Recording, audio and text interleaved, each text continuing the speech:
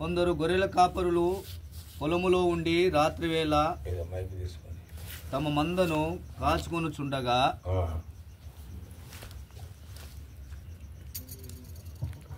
ప్రభువు దూత వారి యొద్దకు వచ్చి నిలిచెను.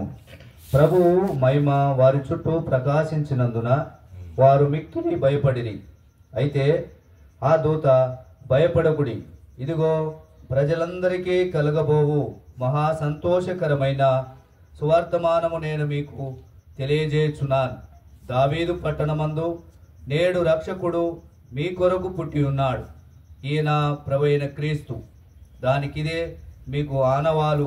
ఒక శిశువు పొత్తి గుడులతో చుట్టబడి ఒక తొట్టిలో పరుండుకొని ఉండుట మీరు చూచెదరని వారితో చెప్పాను.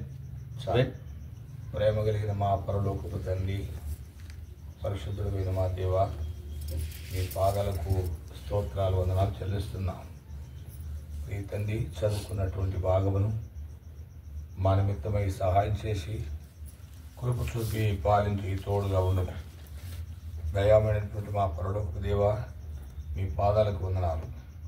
మాకు సహాయం చేసి కృప చూపమని యేసుక్రీస్తు నామమున ప్రార్థించి స్తుతించి అడిగి వేడుతున్నాం తండ్రి. ఆమేన్. కాబట్టి ప్రియమైనటువంటి దేవుని పిల్లరా, యేసుక్రీస్తు ప్రభుల వారు జన్మించినటువంటి జన్మదినాన్ని పురస్కరించుకొని ఏరియాలో దేవుడి గురించి చెప్పడానికి కొరకై దేవుడు మాకు ఇచ్చినటువంటి అవకాశం బట్టి దేవునికి స్తోత్రములు చెప్తున్నా. ప్రియమైనటువంటి వాళ్ళగా, దేవుడు నరుడుగా ఈ లోకానికి రావటానికి కారణము, లోకములో ప్రతి మానవుడు జన్మా పాపి కర్మ పాపిగా ఉన్నాడు. పాపమును బట్టి మానవుని జీవితంలో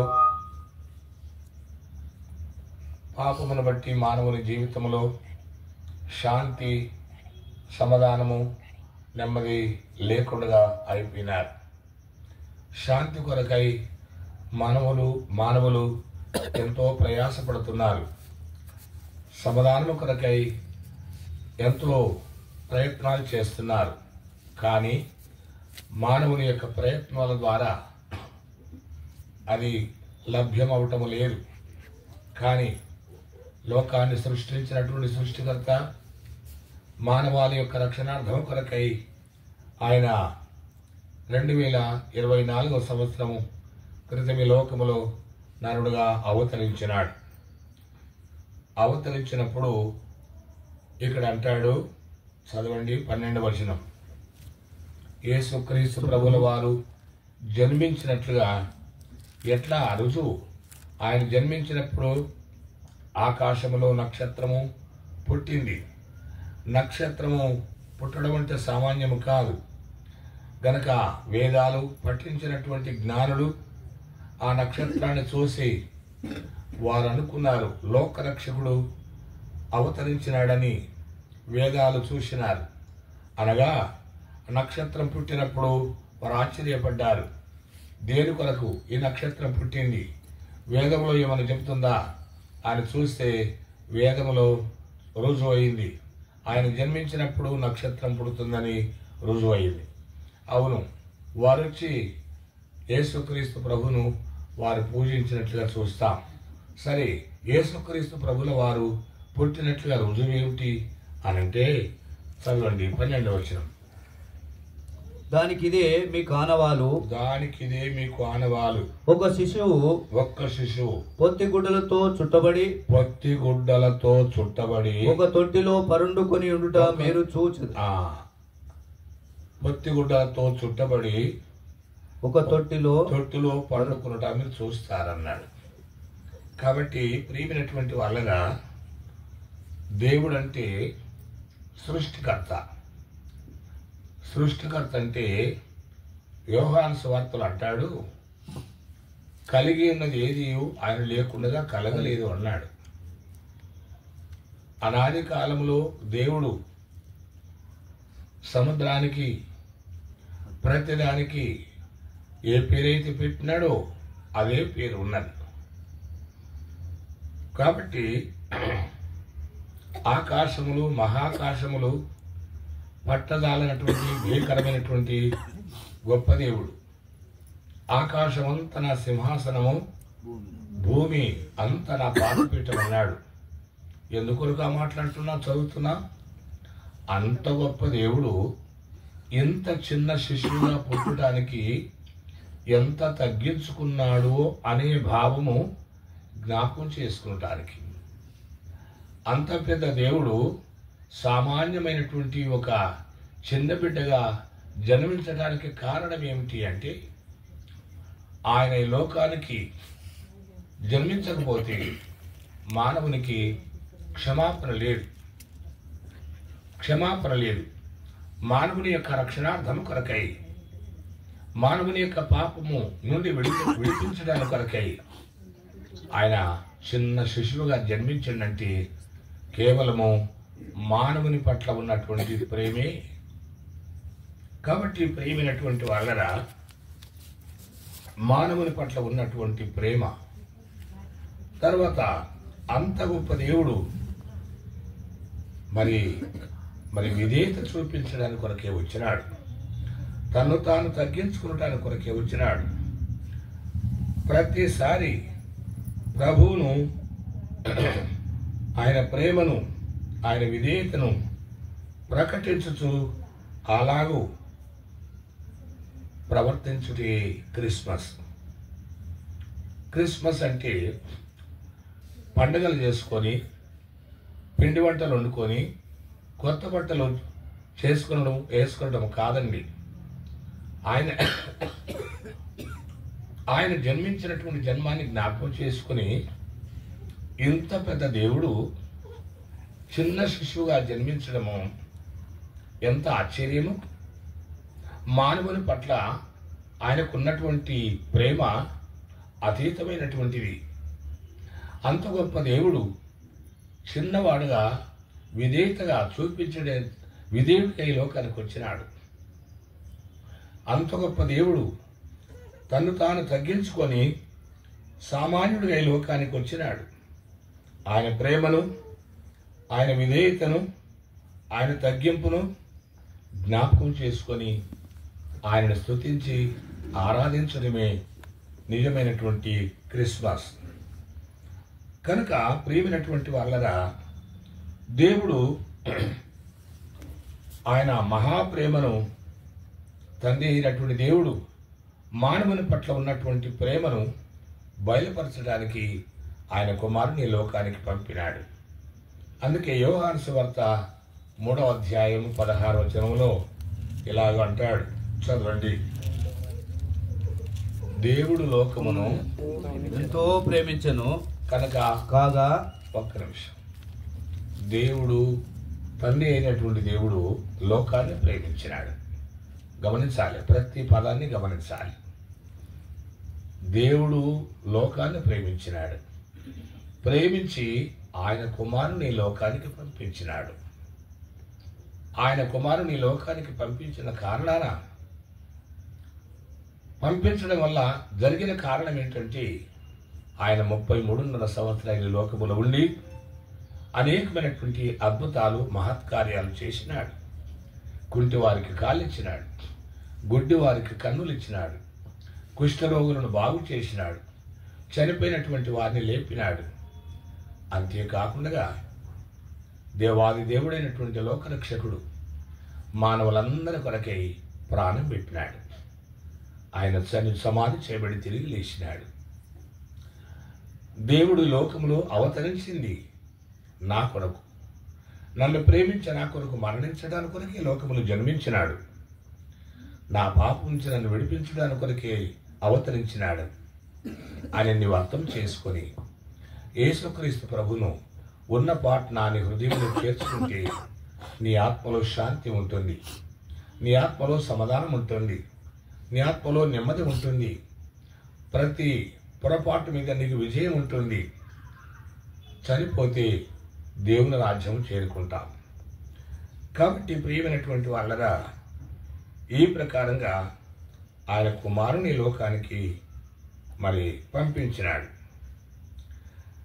యేసుక్రీస్తును యేసు ప్రభుని ఎరిగినటువంటి క్రైస్తవుడు చేయవలసినటువంటి పని ఏమిటి? మాట గమనించండి. దేవుడు లోకాన్ని ప్రేమించినాడు, ఆయన కుమారుని పంపించినాడు. ఆ కుమారుడు చనిపోయి సమాధి చేయబడి తిరిగి లేచినాడు.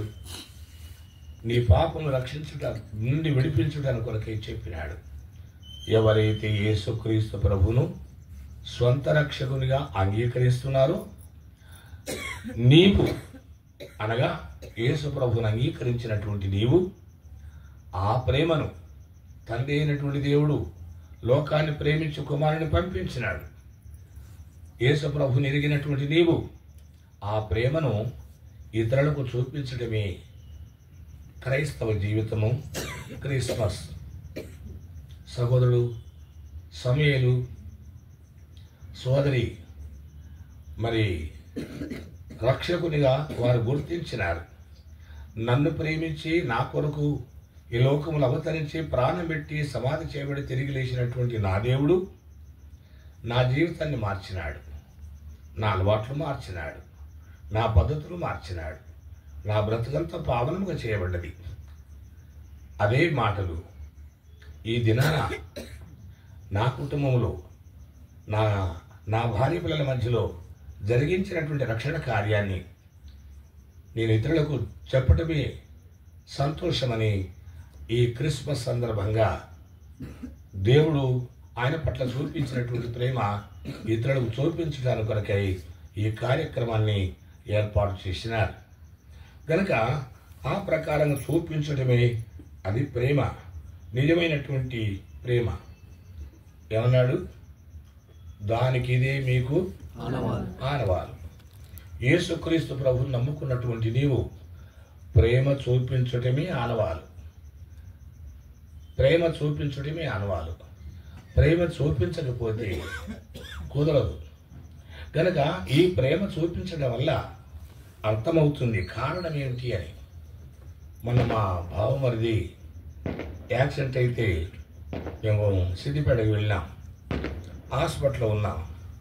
హాస్పిటల్లో ఉంటే మంచి బిర్యానీ, చికెన్ బిర్యానీ గేటు దగ్గర హాస్పిటల్కి వచ్చేటువంటి వారందరికీ ఆయన పంచుతా ఉన్నాడు. ఒక ఆయన పంచుతా ఉన్నాడు. ఏమిటి అంటే దేవుడు వారి పట్ల చేసినటువంటి కార్యాన్ని,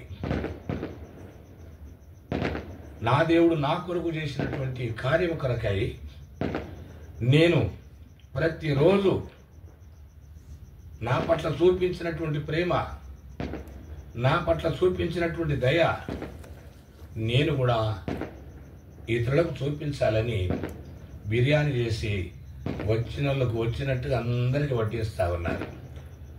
ఆనవాలు అది. ఇదే మీకు ఆనవాలు. పొత్తి గుడ్డలతో చుట్టబడి తొట్టులో పండుకున్నాడు. అదే ఆనవాలు. ఆ గుడ్డలే ఆనవాలు. నిన్న మొన్న గర్భిణిగా ఉంది. ఇప్పుడు ఇంటికి వెళితే వైరు మీద గుడ్డలు కనపడుతున్నాయి. గుడ్డలు కనపడితే మనకు అర్థమవుతుంది అమ్మాయి ఎప్పుడు కాంపోయినట్టుంది అని మనకు అర్థమవుతుంది. ఆ గుడ్డలే, పొత్తి గుడ్డలే ఆనవాలు. ప్రభువు నమ్ముకున్నటువంటి నీవు ఆ ప్రేమను ఇతరులకు చూపించడమే ఆనవాలు. ఈ ప్రేమ నీ దగ్గర లేకపోతే అసలు నువ్వు ఆనవాలు కానే కాదు. గనక దానికి ఇదే మీకు ఆనవాలంటాడు. ప్రియమైనటువంటి వాళ్ళరా, మరి మనము నిజమైనటువంటి ఆనవాలుగా ఉండాలని ప్రభు కోరుతున్నాడు. ఫిలిప్పీయులకు రాసిన పత్రిక 2వ అధ్యాయము 5, 6, 7. క్రీస్తు యేసునకు కలిగిన ఈ మనసును మీరును కలిగి ఉండుడి. ఈ మనసు మీరును చాలు. ఆయన ఏం మనసు అంటే నిన్ను ప్రేమించి నీ కొరకు ఈ లోకానికి వచ్చినాడు. నువ్వు ఏ రూపకంగా ప్రేమిస్తావు? ఆయన నిన్ను ప్రేమించి నీ కొరకు పరలోకాన్ని వదిలిపెట్టినాడు. వరదూతలను వదిలిపెట్టినాడు. ఆయనను ఆరాధించినప్పుడు ఒక్క దూతకు 6 రెక్కలు, 2 రెక్కలతో ముఖము, 2 రెక్కలతో కాళ్ళు కప్పుకొని 2 రెక్కలతో ఎగురుతున్నారు. అంత ఆరాధించబడేటువంటి ఆ జగద్రక్షకుడు చిన్న మనుషుడుగా ఈ లోకానికి, చిన్న బిడ్డగా ఈ లోకానికి వచ్చినాడు. ఆయన పుట్టినప్పుడు ఆ పొత్తిగుడ్డలు ఆనవారు. ప్రియమైనటువంటి దేవుని పిల్లరా, నీవు ప్రభుని ఆయనలో ఉన్నటువంటి మాధుర్యమును, ఆయనలో ఉన్నటువంటి మంచితనమును గుర్తించి నీవు ఆ ప్రేమను ఇతరులకు పంచడమే ఆనవాలు. నీ బ్రతికే ఇతరులకు ఆనవాలుగా ఉండేది అవసరం. చదవండి. ఆయన దేవుని స్వరూపమును కలిగిన వాడయుండి, దేవుని స్వరూపము కలిగిన వాడుగా ఉండి, దేవునితో సమానముగా నుండుట, దేవునితో సమానముగా ఉండుట విడిచిపెట్టకూడని భాగ్యమని ఎంచుకొనలేదు గాని మనుషుల పోలికగా పుట్టి దాసుని స్వరూపము ధరించుకొని. కనుక ఎంత గంభీరమైనటువంటి విషయం అండి. కనుక మనల్ని ప్రేమించి మన కొరకు ఈ ప్రకారంగా చేసినాడు. దాసుని స్వరూపం. మానవుని పుట్టుకనే తక్కువ. అందులో దాసుడు అంటాడు. యజమానుడు ఏం చేసినా దాసుడు ఏం మాట్లాడడానికి వీల్లేదు. ఆయన దాసునిగా ఈ లోకానికి అవతరించినాడు. ప్రియమైనటువంటి వాళ్ళరా, 22వ కీర్తనలో అంటాడు, నేను నరులను కాను పురుగును అంటాడు. అంటే ఎంతగా తగ్గించుకున్నాడు. క్రీస్తు యేసునకు కలిగిన ఈ మనసు, నీవు అలాంటి ప్రేమ, అలాంటి తగ్గింపు, అలాంటి విధేయత, అలాంటి వినయము నీవు కలిగి ఉండాలని జ్ఞాపకం చేస్తున్నాడు. దానికి ఇదే మీ కానవాలు. ఆనాడు పొత్తిగుడ్డలు మన కానవాలు ఉన్నాయి. ఆ పొత్తిగుడ్డలు చూసి రక్షించబడినటువంటి నీవు ఇతరులకు ఆనవాలుగా ఉండాలని ప్రభు కోరుతున్నాడు. ప్రియమైనటువంటి వాళ్ళరా, ఏ ప్రకారంగా ఉండేది మంచిది. గనుక ఆరంభమును పోగొట్టుకున్నటువంటి దాన్ని యేసుక్రీస్తు ప్రభుల వారు, సర్వలోకమును మోసపుచ్చేటువంటి సాతానుడు హవ్వను ఆదామును మోసం చేసినాడు. ప్రపంచంలో ప్రతి మానవుని వాడు మోసం చేస్తున్నాడు. అయితే ప్రకటన గ్రంథములో యేసుక్రీస్తు ప్రభుల వారు ఆయన మనకు విధేయత చూపించి ఈ లోకానికి వచ్చినాడు. గనక చదవండి మత్తయి సువార్త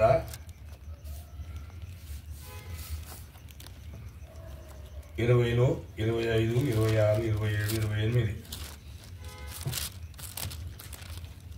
గనుక యేసు తన యొద్దకు వారిని పిలిచి, అన్యజనులలో అధికారులు వారి మీద ప్రభుత్వము చేయుదురు, వారిలో గొప్పవారు వారి మీద అధికారము చేయుదని నీవు మీకు తెలియను. మీలో అలాగుండకూడదు. మీలో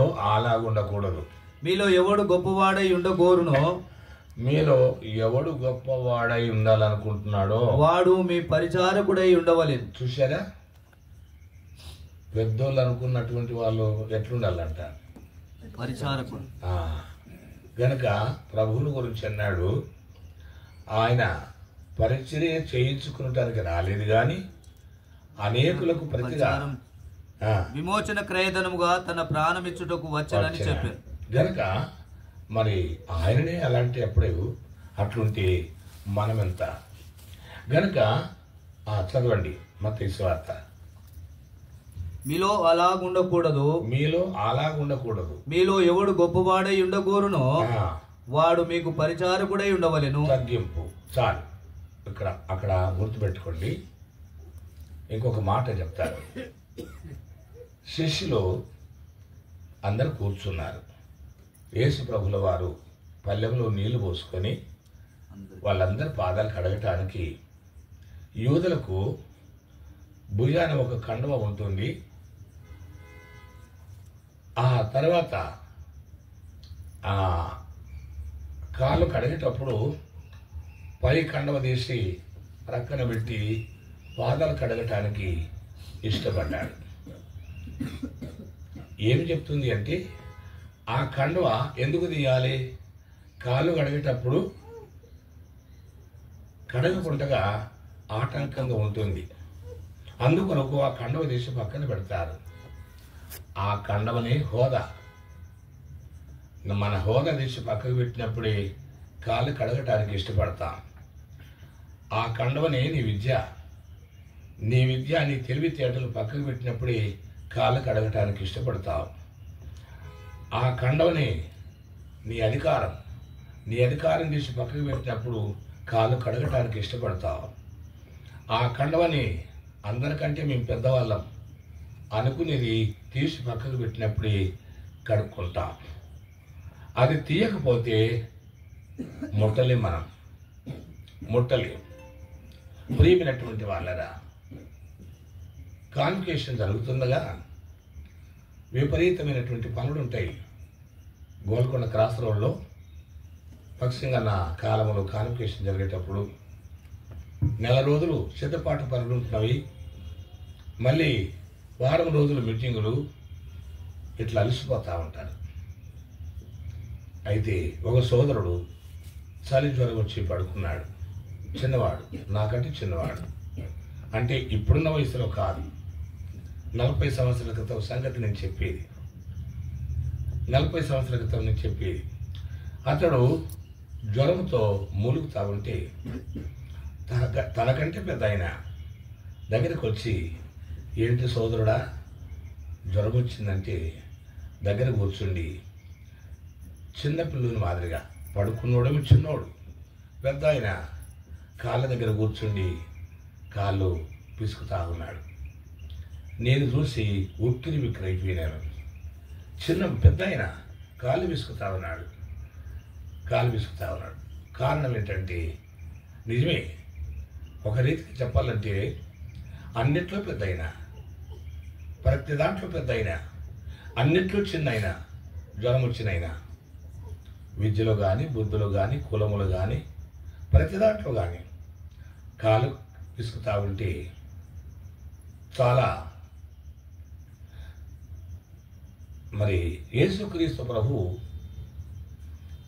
ఇప్పుడు మనం చూడాలంటే, ఒక తల్లి కొడుకు దూరదేశంలో ఉన్నాడు. అతని రాకడ కొరకు తల్లి ఎదురు చూస్తూ ఉంది. చూడగా ఒక దినాన వస్తే మెడ మీద పడి ముద్దు పెట్టుకొని అంటుంది తల్లి, బిడ్డ చాలా కాలం నుంచి నేను చూస్తున్నా బిడ్డ, ఇప్పుడు నా కళ్ళ కనిపించనురా, నిన్ను చూస్తే దేవుని చూసినట్టు కనిపిస్తుందిరా అన్న. దేవుడు ఎక్కడ కనపడుతుండు? ఆయన ముఖంలో, ఆ దీనత్వంలో, ఆ ప్రేమలో, ఆ ఆప్యాయతలో, ఆ అనురాగంలో. కనుక యేసు ప్రభుల వారు ఎప్పుడో జన్మించినాడు, చనిపోయి సమాధి చేయబడి తిరిగి లేచి అందరికీ కనిపించి ఆరోహణమైనాడు. ఆయన నమ్ముకున్నటువంటి నీవు నేను మన పనుల్లో మన దేవుని చూపించేది అవసరం. గనక అందరికంటే తక్కువగా ఉండాలంటాడు. మనం తక్కువ ఉండేది దేని కొరకు అంటే, సుందర్ సింగ్ గారు, నేను చాలాసార్లు చెప్పుంటాను, సుందర్ సింగ్ గారిని టిబెట్ అనుకుంటా ఆ దేశంలో, కనుక ఆయన తీర్చి పెద్ద కఠినమైనటువంటి స్థలంలో బంధిస్తే విపరీతమైనటువంటి చలి, అందులో ఉన్నటువంటి వారు చలికి వణికిపోతూ ఉన్నారు. వట్టి ఎముకలే ఉన్నాయి. సుందర్ సింగ్ గారు మంచి దుప్పటి కప్పుకొని ఉన్నాడు. ఆయన వణుకుతా ఉంటే చూసి వెళ్ళి ఈ దుప్పటి తీసి అతని మీద కప్పినాడు. అతని మీద కప్పితే ఇంకొక ఆయన అన్నాడు, అయ్యా నీవు కూడా వణుకుతున్నావు కదా చలికి, మరి నీకెట్లా అంటే, నేను నమ్ముకున్నటువంటి దేవుడు ఇతరుల మేలు చూడాలని చెప్పిండు, ఇతరులను ప్రేమించాలని చెప్పిండు, నన్ను ప్రేమించి నా కొరకు ఈ లోకములో జన్మించినాడు, నా కొరకు మరణించినాడు, నా కొరకు సమాధి చేయబడి తిరిగి లేచినాడు. ఆ ప్రేమను నేను గుర్తించినాను, నా పాపములు క్షమించినాడు, నాకు సంతోషం ఇచ్చినాడు. నా ప్రేమ, నా పట్ల నా దేవుడు చూపించినటువంటి ప్రేమ అతని పట్ల నేను చూపించాలని వేదం చెబుతుంది, అందుకొరకే ఇచ్చినానంటాడు. ప్రియమైనటువంటి వాళ్ళరా, మాటతో కాక క్రియతో మనం ఆ ప్రకారంగా ప్రేమించాలని దేవుని వాక్యం సెలవిస్తుంది. గనుక ఏదో ఒక సందర్భమున మనకి ఎప్పుడు టైం దొరకలేదు, ఈ టైంలో ఈ పండుగ సందర్భంగా ఈ కోడికను పెట్టి 10 రూపాయలు ఖర్చు పెట్టుకొని ఆ ప్రేమను ఇతరులకు పంచడానికి కొరకై మనం ఇలాంటి ఆశ కలిగి ఉన్నాం. చదవండి. కనుక ఆ కండవ చేసి, ఆ కండవని హోదా, ఆ కండవని పెత్తనము, ఆ కండవని ధనము, ఆ కండవని విద్యాబుద్ధి అది తీసి పక్కకి పెట్టకపోతే పాదం ముట్టడానికి వెళ్ళలేదు, వాళ్ళని తగలటానికి వెళ్ళలేదు. దేవాది దేవుడు నేను పెద్దవాణ్ణి అనేటువంటిది నాకు అడ్డం రాకుండా అలాంటిది పక్కకు పెట్టినాడు. ఇతరులను మనం ప్రేమించడానికి మనకు ఆటంకం ఏదైతే ఉందో దాన్ని తీసి పక్కకు పెడితేనే ప్రేమను మనం ఇతరులకు చూపిస్తాం. చదవండి. మీలో ఎవడు ముఖ్యుడై ఉండగోరునో వాడు మీ దాసుడై ఉండవలెను. చదువుతాం కానీ అనుకుంటామా? తిమోతి గారు అనేవారు ప్రార్థనలు చేస్తారట, ప్రభువా కుక్కను తండ్రి, పందిని తండ్రి ఎందుకు ప్రేమించినావు ఇలాంటి పందిని అని ప్రార్థన చేస్తే మీటింగ్ అయిపోయిన తర్వాత పిలుస్తారట, ఓ పంది ఇటు రమ్మని. ప్రార్థనలో వల్లిస్తాం మామూలే, కానీ పిలిపించుకునేది అవసరం. మనకు లోపల ఉన్నటువంటి పైచ్య రసం అంతా బయటకు వస్తుంది. కాబట్టి ప్రియమైనటువంటి వాళ్ళరా, ముగించండి. అలాగే మనుష్య కుమారుడు పరిచారము చేయించుకొనుటకు రాలేదు గాని పరిచారము చేయుటకు అనేకులకు ప్రతిగా విమోచన క్రయధనముగా తన ప్రాణమిచ్చుటకు వచ్చనని చెప్పారు. కాబట్టి మనం ప్రాణం ఇవ్వకపోయినా ఆదరించేది, ప్రేమ చూపించేది ఇది క్రిస్మస్ అంటారు.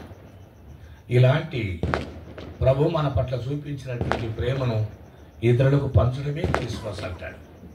ఇది ఆనవాళ్ళు. ప్రియమైనటువంటి వాళ్ళ క్రైస్తవుల దగ్గర ఇలాంటి కనబడితే అనేకులకు ఆశ్చర్యపడటానికి కారణం ఏంటంటే మనము దేవుని బిడ్డలము అనేకులకు ఆనవాళ్ళుగా ఉన్నాం. కనుక ప్రియమైనటువంటి వాళ్ళరా, ఈ ప్రకారంగా చూడండి. 1 పేతురు 5వ అధ్యాయము 5వ వచనం. 1 పేతురు 5వ అధ్యాయము 5వ వచనం.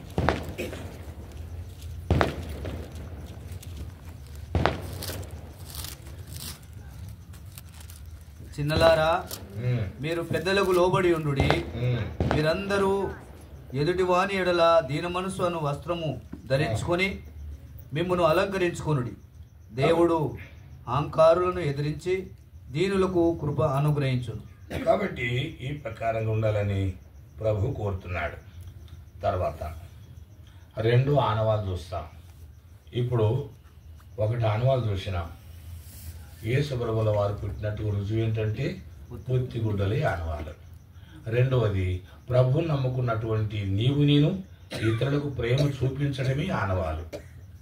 నీ దగ్గర ప్రేమ లేకపోతే నీ దగ్గర ఆనవాళ్ళు ఏమీ లేదు. కాబట్టి 2వది యెహోషువ గ్రంథము 2వ అధ్యాయము యెరికో పట్టణాన్ని కాల్చివేయడానికి వచ్చినప్పుడు ముందు వేగుల వారిని పంపించినారు. వేగుల వారిని పంపిస్తే రాహాబు అనేటువంటి వేశ్య దగ్గరికి వాళ్ళు వెళ్ళినారు. కనుక ఆ సంగతి అంతా కనుక్కున్నారు. ఆ ఊరిలో ఉన్నటువంటి వారు వీళ్ళను పట్టుకునడానికి కొరకు వస్తే ఆమె దాచిపెట్టింది. మనకి చరిత్ర అంతా తెలుసు, దాచిపెట్టింది. ఆ తర్వాత వారు వెళ్ళిపోయిన తర్వాత ఈ దాచబడినటువంటి భక్తులు వాళ్ళను బయటికి తీసుకొచ్చి, అయ్యా ఈ దేవుడే గొప్ప దేవుడు, మీ దేవుని పేరు చెప్తే మా గుండెలన్నీ కరిగిపోతున్నవి. మీరు తప్పకుండా ఈ దేశాన్ని మీరు స్వాధీనం చేసుకుంటారు, ఈ పట్టణాన్ని కాల్చివేస్తారు. కానీ నేను మిమ్మల్ని దాచిపెట్టినట్లుగా మీరు ఈ పట్టణానికి వచ్చి ఈ పట్టణాన్ని పాడు చేసేటప్పుడు నా కుటుంబాన్ని జ్ఞాపకం చేసుకోండి. నన్ను, నా తల్లిని, నా తండ్రిని, నా అన్నదమ్ములను, నాకు కలిగినటువంటి వారందరినీ జ్ఞాపకం చేసుకోండి అంటే నాకు ఏదైనా ఆనవాళ్ళు ఇవ్వండి అని చెబితే ఆమె అడిగినప్పుడు చదవండి. నీవు మమ్మను దించిన ఈ కిటికీకి ఈ ఎర్రని ద్వారము కట్టి నీ తండ్రిని, నీ తల్లిని, నీ అన్నదమ్ములను, నీ తండ్రి ఇంటి వారందరినీ ఈ ఇంట చేర్చుకొను. కనుక చూసారా, కనుక కిటికీకి దారం కట్టండి. మేము వచ్చినప్పుడు ఆ దారము మీ కిటికీకి ఆ దారాన్ని చూసి మీ ఇంటిని వదిలిపెడతాం, నష్టపోకుండా వదిలిపెడతాం. ప్రియమైనటువంటి వాళ్ళరా, గలతీ పత్రిక ఆఖరి అధ్యాయం ఆఖరి వచనం చదవండి. యేసు ముద్రలు నా శరీరమందు ధరించి ఉన్నాను అన్నమాట. ఆఖరి అధ్యాయం ఆఖరి వచనం. నేను యేసు యొక్క ముద్రలను నా శరీరమందు ధరించి ఉన్నాను, ఇక మీదట ఎవడు నన్ను శ్రమ పెట్టవద్దు. ప్రకటన గ్రంథములు కూడా అంటాడు, ముద్ర లేని మనుషులకే తప్ప అని అంటాడు. ముద్రించబడినటువంటి వారికి శిక్ష లేదు, బాధ లేదు. ముద్ర లేనటువంటి వారికి మాత్రం ఉంది. ఐగుప్తు దేశంలో ఉన్నటువంటి వారికి నిలువకమ్మలకు, అడ్డకమ్మలకు రక్తం గుర్తున్నటువంటి వారిని వదిలిపెట్టినారు. లేనటువంటి వారి ఇంట్లో ఘోష కలుగుతూ ఉంటుంది. ప్రియమైనటువంటి వాళ్ళన, ఈ ప్రకారంగా ఈ వేశ్య నాకు ఆనవాళ్ళు ఇవ్వండి అన్నారు. ఆ ఇంటికి తోర దారం కడితే వారు వచ్చినప్పుడు ఆ కిటికీకున్న దారాన్ని చూసి వదిలిపెట్టినారు. ఆ కుటుంబం కాపాడబడింది. ప్రియమైనటువంటి వాళ్ళగా చూడండి, యోహాను సువార్త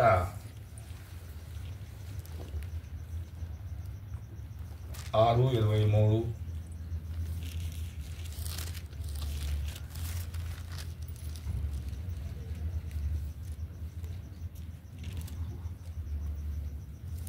అయితే ప్రభువు కృతజ్ఞతాస్తుతులు చెల్లించినప్పుడు వారు రొట్టె భుజించిన చోటు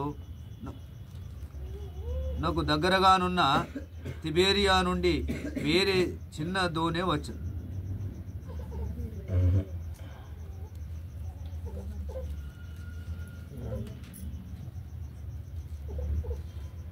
యెహోషువ 6:23 నుండి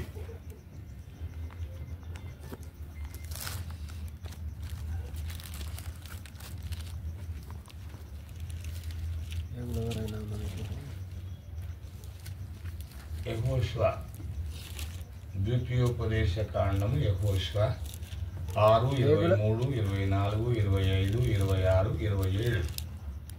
ఏగుల వారైన ఆ మనుషులు పోయి రహాబును, ఆమె తండ్రిని, ఆమె తల్లిని, ఆమె సహోదరులను, ఆమెకు కలిగిన వారిని అందరినీ వెలుపలికి తోడుకొని వచ్చింది. చూశారా? కనుక ఆనవాళ్ళు చెప్పిన ప్రకారంగా అందరూ కాపాడబడ్డారు. తర్వాత మూడవది కీర్తనలు 86:17.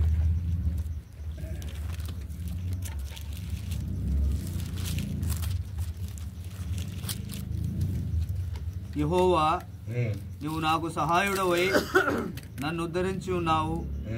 నా పగవారు చూచి సిగ్గుపడినట్లు శుభకరమైన ఆనవాలు నాకు కనపరచుము.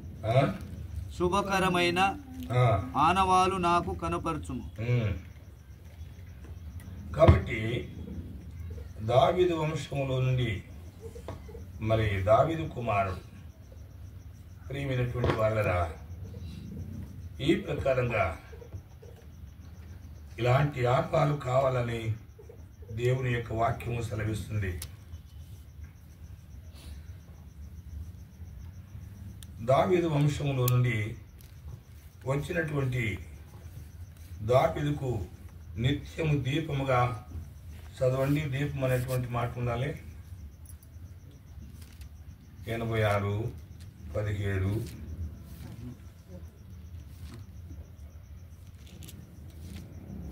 దావీదుకు నిత్య దీపముగా ఉండేటట్లుగా దేవుడు చేసినాడు. కనుక యేసుక్రీస్తు ప్రభువారు ఆయన జన్మించినాడు. 132 కీర్తన 17 వచనం. 132 కీర్తన 17 వచనం. అక్కడ దావీదునకు కొమ్ము మొలవగ చేసేదను, నా అభిషక్తిని కొరకు నేనచ్చట ఒక దీపము సిద్ధపరిచి ఉన్నాను. ఆ దీపమే యేసుక్రీస్తు ప్రభుల వారు, ఆ దీపమే ఆనవారు. కాబట్టి ప్రియమైనటువంటి వాళ్ళరా, లూకాసు వార్త 1:32, లూకాసు వార్త 1వ అధ్యాయము 32వ వచనం.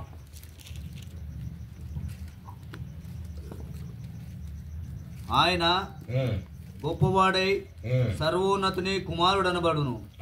ప్రభు అయిన దేవుడు ఆయన తండ్రి అయిన దావీదు సింహాసనమును ఆయనకిచ్చును. కాబట్టి ప్రియమైనటువంటి దేవుని పిల్లరా, ఈ ప్రకారంగా దేవుని వాక్యంలో చూస్తున్నాం. లూకాసు వార్త 2వ అధ్యాయం 11వ వచనం. 2:11. దావీదు పట్టణమందు నేడు రక్షకుడు మీ కొరకు పుట్టి ఉన్నాడు. కనుక ఆ నేడు అనేటువంటి మాట 2024 సంవత్సరాల క్రితం పలికినటువంటి మాట. నేడు అనేది ఈనాటి వరకు అది కొత్తగానే ఉంది. నేడు లేదా ఈరోజు నీ కొరకు పుట్టినాడు, నేడు రక్షకుడు నీ కొరకు పుట్టినాడు. ప్రియమైనటువంటి వాళ్ళరా, క్రీస్తు జన్మించిన రాత్రి దూతల ద్వారా గొల్లలకు వార్త అందినది. అదే వార్త ఈ దినాన నీకు అందినది. మైకు ద్వారా వెళ్ళి ప్రతి మాట నీకు వినిపిస్తూ ఉంది. ఎన్నో ఏళ్ల నుండి మరి రక్షకుని గురించి చెప్తా ఉన్నారు. రక్షకుని యొక్క జన్మకై భక్తులు ప్రవక్తలు కనిపెడుతుండగా చివరికి మరి సుమయోను అంటాడు, నాథా, ఇప్పుడు నీ దాసుని సమాధానంతో పోనిస్తున్నావయ్యా అని అంటాడు. యేసు ప్రభులు వారు జన్మించినారు. అక్కడ అన్నా సుమయోను ఉన్నారు. అయితే మరియమ్మ యోసేపు పుట్టిన తర్వాత యేసు ప్రభును తీసుకొని మందిరానికి వెళ్ళారు. పాతకాలములో బిడ్డలు పుడితే వారితో కొంత బహుమానం తీసుకొని వెళ్ళి మందిరములో ఆ ప్రకారం చేసేవారు. మేము బోనకాల్లో ఉన్నప్పుడు కూడా అదే ప్రకారంగా పిల్లలు కలిగినటువంటి తల్లులు మందిరానికి తీసుకొచ్చి కానుక తీసుకొచ్చి ప్రార్థన చేయించుకునేవారు. అట్లు యేసు ప్రభును యెరూషలేములకు తీసుకొచ్చినప్పుడు యెరూషలేములో సుమయోను అనే భక్తుడు ఉన్నాడు.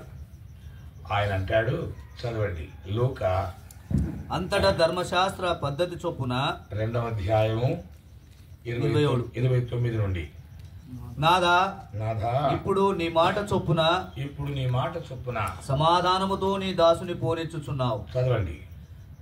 అన్యజనులకు నిన్ను బయలుపరచుటకు వెలుగుగాను, నీ ప్రజలైన ఇశ్రాయేలుకు మహిమగాను, నీవు సకల ప్రజల ఎదుట సిద్ధపరిచిన నీ రక్షణను నేను కనులార చూచితిని. కనుక కనిపెట్టుకుంటున్నటువంటి భక్తుడికి కన్నులార చూసినాడు.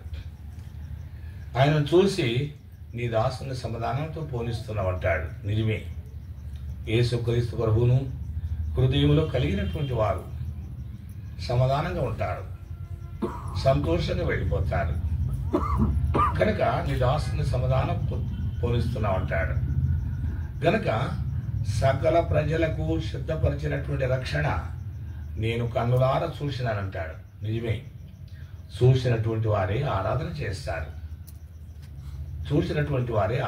చేస్తారు. ఎట్లు? యేసు ప్రభు నిజమైన దేవుడని ఎరిగినా, నా కొరకు మరణించినాడని జన్మించాడని తెలుసుకున్నా, నా కొరకే మరణించినాడని అర్థమైంది. యేసయ్యా, నా పాపములు క్షమించు. క్షమించినవయ్యా నీకు వందనాలు. మీరు కార్చిన రక్తముతో కడిగినవయ్యా నీకు వందనాలు. మీరు నా కొరకు మరణించి సమాధి చేయబడి తిరిగి లేచినారు. మీరు సమాధి తెరవబడినటువంటి సమాధి ఖాళీగా ఉంది. అయితే ఇప్పుడు నా హృదయం ఖాళీగా ఉంది. నా హృదయంలోకి రండి. వచ్చినవయ్యా నీకు వందనాలు. నా ఆత్మ, ప్రాణము, శరీరము నీ చేతిలో పెడుతున్నాను. ఇది మొదలుకొని నా జీవితం ఆఖరి వరకు ఈ లోకములో నడిపించమని తీర్మానం చేసుకున్నటువంటి నన్ను ఆయన నడిపించేటువంటి దేవుడు. కాబట్టి ప్రియమైనటువంటి వాళ్ళరా, ఈ ప్రకారంగా మరి దాసుడు అంటున్నాడు, సమాధానముతో పోలిస్తున్నావు అంటాడు. ఆయనను చూడటం అంటే అది నేను చూసిన 1978 జనవరిలో ఒక సందర్భంలో దేవుడు నన్ను దర్శించినాడు. నా హృదయంలోనికి రానిచ్చినాను. నా పాపాలు ఒప్పుకున్నాను. క్షమించినాడు. నాకు తెలుసు నా పాపమును బట్టి చనిపోతే యమలోకం పోతానన్నటువంటి భయం చేత రేయింబగళ్ళు నిద్ర లేకుండా ఉండేవాడిని. చనిపోతే అగ్నిలో కాలుతాననేటువంటి భయం చేత ఉండేవాడిని. ఒక నామకాంత క్రైస్తవుడు నన్ను మందిరానికి తీసుకెళ్ళి సువార్త చెప్తే ఆయన ఎట్లా చెప్పిండు కానీ నేను పూర్తిగా మనస్ఫూర్తిగా విన్నాను. మనస్ఫూర్తిగా ప్రభువుని అంగీకరించినాను. నా పాపాలన్నీ ఒక ఏమంటాడు 32 కీర్తనలో నీ చెయ్యి నా మీద బరువుగా ఉండేనంటాడు. ఆ బరువైనటువంటి చెయ్యి తీసేస్తే ఎంత తేలిక ఉంటుందో నా మనసులో అంత ప్రశాంతమైనటువంటి వాతావరణాన్ని చూసినాను. ఆనందాన్ని అనుభవించినాను. కనుక మనకు 1 పేతురు, నేను పలుమార్లు మాట జ్ఞాపకం చేస్తూ ఉంటాను. 1వ అధ్యాయం 8-9 కలిసి ఉంటుంది కదా. మీరు ఆయన చూడకపోయినను ప్రేమిస్తున్నారు, మీరు కన్నులారా చూడకయే విశ్వసించినారు, మీ విశ్వాసానికి ఫలము ఆత్మరక్షణ, చెప్ప సౌఖ్యము గాని ఆనందం అని. ఇలాంటి ఆనందాన్ని అనుభవిస్తున్నాడు. ఇక్కడ సూమ్యోన్ అంటాడు, సకల ప్రజలకు శుద్ధపరిచిన రక్షణ నేను చూసినాను. ఇక్కడ చూసినటువంటి అనుభవం కలిగినటువంటి వారు లేకపోతే ఇదే మిక్కిలి అనుకూలమైన సమయం. ఖచ్చితంగా చెప్పాలి, నేను చూసినాను. నా దేవుడు నాలో కార్యం చేసినాడు. నా పాపము క్షమించినాడు. ఆయన కార్చిన రక్తముతో నన్ను కడిగినాడు. నా ఆత్మకు శాంతి ఇచ్చినాడు. నేను చాలా సినిమాలు చూసేవాడిని. ఎంత చూసేవాడినో తెలుసా? దాంట్లో పాట పాడితే పాట ఏ ప్రకారంగా పాడతారో అదే ప్రకారంగా నాకు వచ్చేదాకా చూసేవాడిని. పాట అదే ప్రకారంగా పాడేవాడిని నేను. ప్రభుని నమ్ముకున్న తర్వాత అవన్నీ మర్చిపోయినాను. అంత పిచ్చి ప్రభుని నమ్ముకున్న తర్వాత చూడకూడదు అనిపించింది. నేను నా బుద్ధి తెలిసినప్పటి నుంచి ఎదురు చూస్తున్నా ఒక మంచి సినిమా ఎప్పుడు వస్తుందని కొన్ని సంవత్సరాలను చూస్తే దొరకలేదు. తీరా యేసు ప్రభు నమ్ముకున్న తర్వాత వచ్చింది ఆ సినిమా. వస్తే చూడటానికి ఇష్టం లేదు, బొమ్మ కూడా చూడటానికి ఇష్టం లేదు. కనుక ప్రియమైనటువంటి వాళ్ళ కారణం ఏంటి? ఏమన్నాడు జక్కయ్య? ఎవరి దగ్గర అయితే అన్యాయంగా తీసుకున్నాను 4 గంటలు ఎవరు చెప్పినారు? ఎవరు చెప్పలే. దీపం పెడితే చీకటి పోతుంది అన్నట్లుగా వెలుగని దేవుడు వచ్చినాడు, చీకటికి సంబంధించినటువంటివి వెళ్ళిపోతున్నాయి. కాబట్టి ప్రియమైనటువంటి వాళ్ళగా ఈ ప్రకారంగా అంటాడు. తర్వాత రండి,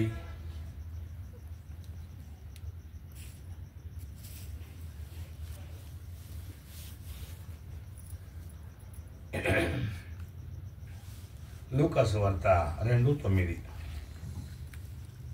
ప్రభువు దూత వారి యొద్దకు వచ్చి నిలిచెను. ప్రభువు మహిమ వారి చుట్టూ ప్రకాశించినందున వారు మిక్కిలి భయపడిరి. మళ్ళీ 2:9. ప్రభుదూత ఉమ్, వారి యొద్దకు వచ్చి ఉమ్, నిలిచెను. ఉమ్. ప్రభు మహిమ వారి చుట్టూ ప్రకాశించినందున ప్రభు మహిమ వారి చుట్టూ ప్రకాశించింది. వారి చుట్టూ ఆ కాంతి కమ్ముకున్నది. ఆ కాంతిలో భక్తులు ఉన్నారు. ప్రియమైనటువంటి వాళ్ళరా, ఆ కాంతిలో భక్తులు ఉన్నారు. నిజమే, యేసుక్రీస్తు ప్రభును మనం ఎప్పుడైతే ఎరిగినామో, ఆయన దేవుడని మనం ఎప్పుడైతే మన హృదయంలో చేర్చుకున్నామో, మనము ఆయనను ప్రేమిస్తున్నాం, ఆయన సన్నిధిని ఆశిస్తున్నాం. చూడండి ఒక మాట, యోహాను సువార్త 1వ అధ్యాయము 6వ వచనం.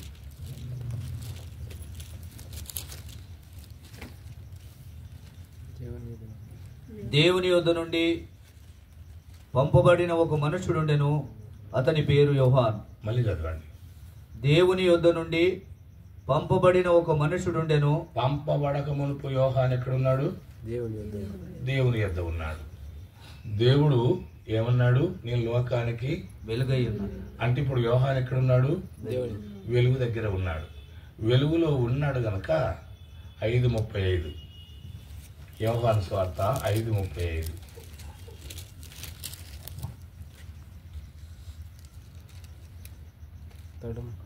అతడు మండుచు ప్రకాశించుచున్న దీపమై ఉండెను. కనుక దేవుని దగ్గర ఉన్నటువంటి భక్తుడు, దేవుణ్ణి కలిగినటువంటి భక్తుడు, దేవుడు వెలుగైనటువంటి దేవుడు, ఆ వెలుగు ఈయనలో ఉన్నది గనక ఈ మనుషుడు ఎట్లా కనపడుతుందంట? ఎప్పటికీ ప్రకాశించుచున్న దీపమై ఉండెను. మండుతూ ప్రకాశించుతున్న దీపం ఎప్పటికీ మండుతూనే ఉంటుంది, ఎప్పటికీ మండుతూనే ఉంటుంది. బలిపీఠం మీద నిత్యం అగ్ని నిత్యం అగ్ని మండుచుండవలను. అయ్యా, బలిపీఠం మీద నిత్యం అగ్ని మండుచుండవలను. బలిపీఠం మీద అగ్ని ప్రతి నిత్యము మండుతూ ఉండాలంటాడు. అది ఆరిపోకూడదు. కనుక ఆయన మనల్ని, ఆరిపోయినటువంటి మనల్ని వెలిగించినాడు. వెలిగించినటువంటి ఈ మంట మనం భూమి మీద లోపల ఉన్నటువంటి ఆత్మ దేవుడు తీసుకునేంత మట్టుకు అది మండుతూనే ఉండాలి, అది మండుతూనే ఉండాలి.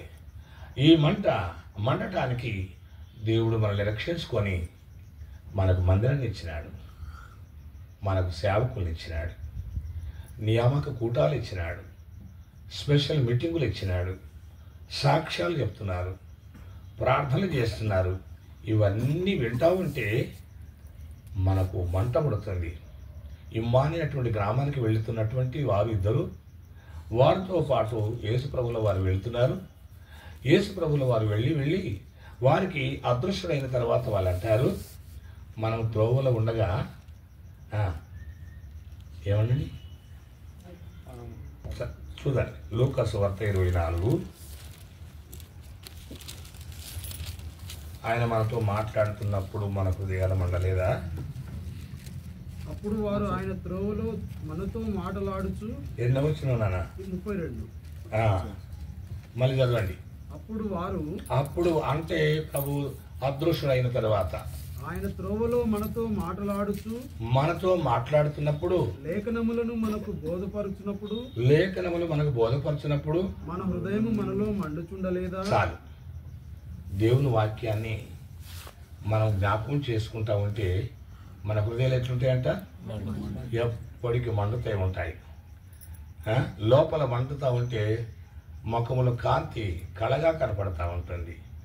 లోపల చల్లబడితే ముఖం కూడా చప్పగానే ఉంటుంది. కనుక మనం మండుతుండలేదా అంటాడు.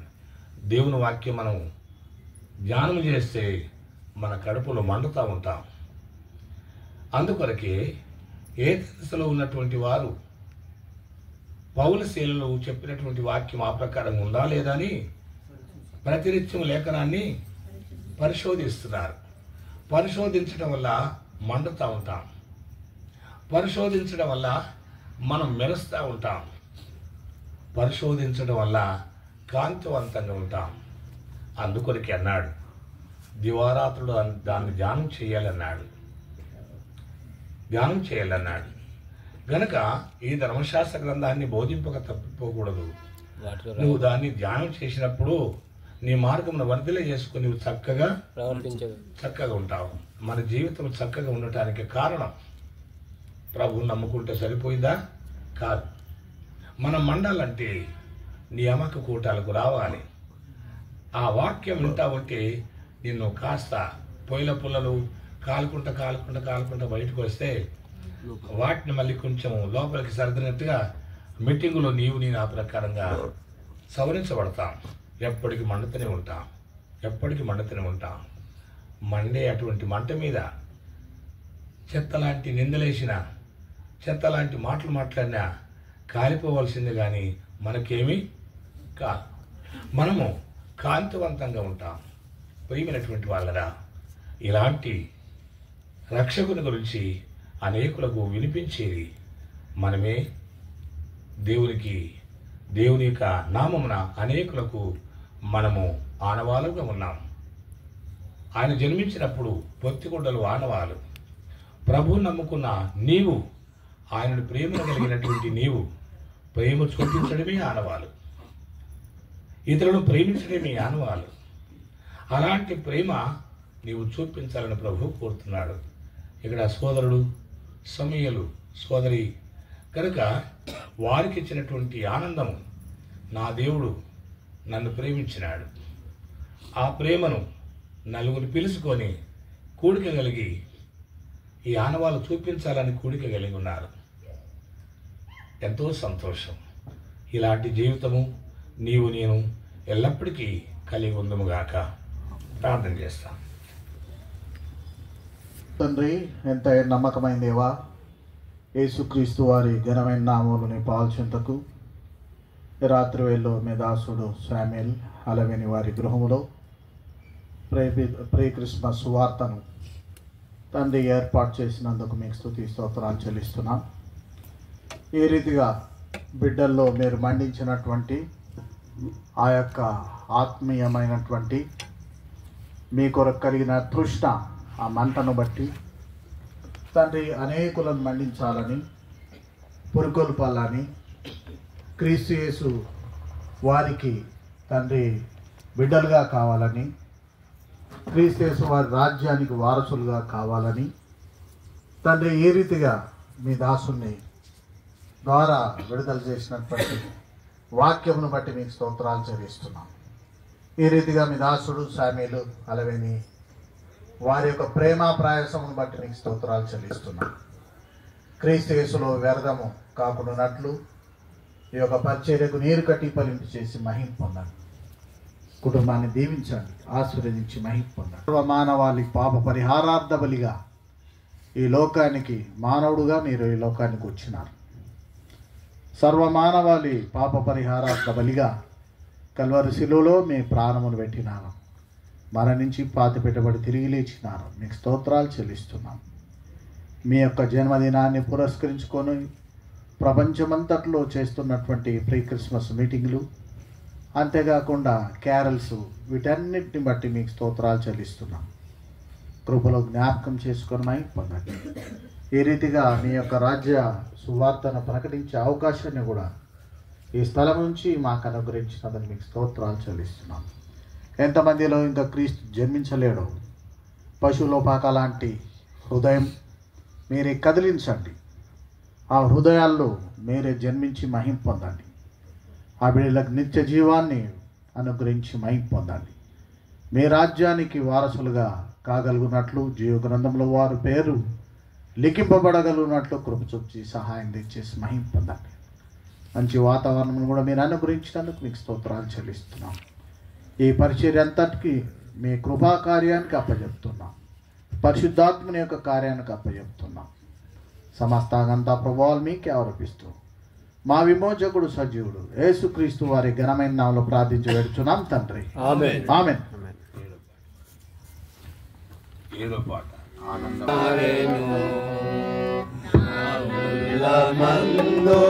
యేసు వచ్చెను నా జీవిత రాజాయను రాయుల యేసు వచ్చెను నా జీవిత రాజాయను ఆనంద ప్రభునా